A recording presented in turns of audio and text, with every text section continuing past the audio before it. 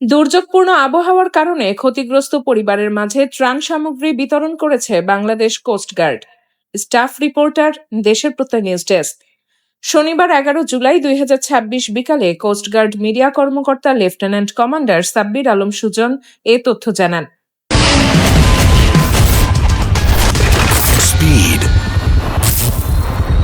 তিনি বলেন, বিভিন্ন প্রাকৃতিক দুর্যোগের কারণে সৃষ্ট জরুরি পরিস্থিতিতে ক্ষতিগ্রস্ত মানুষের পাশে থেকে উদ্ধার কার্যক্রম পরিচালনার পাশাপাশি প্রয়োজনীয় ত্রাণ সহায়তা প্রদান করে আসছে বাংলাদেশ কোস্টগার্ড।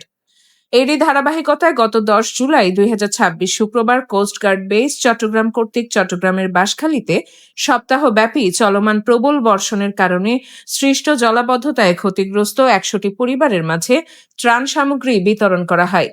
এছাড়াও 11 জুলাই 2026 শনিবার সকালে কোস্টগার্ড স্টেশন হাতিয়া কর্তৃক হাতিয়া থানাধীন কাটাখালী গ্রামে ক্ষতিগ্রস্ত বেশ কিছু পরিবারের মাঝে প্রয়োজনীয় ঔষধ, খাবার, স্যালাইন ও শুকনা খাবার বিতরণ করা হয়। তিনি আরও বলেন, বাংলাদেশ কোস্টগার্ড ভবিষ্যতেও উপকূলীয় এলাকাসমূহে দুর্যোগ ও সংকটকালীন সময়ে মানবিক সহায়তা এবং জনকল্যাণমূলক কার্যক্রম অব্যাহত রাখবে। অয়ন্তী সরকার, বর্ষা, দেশের প্রত্যয় নিউজ ডেস্ক।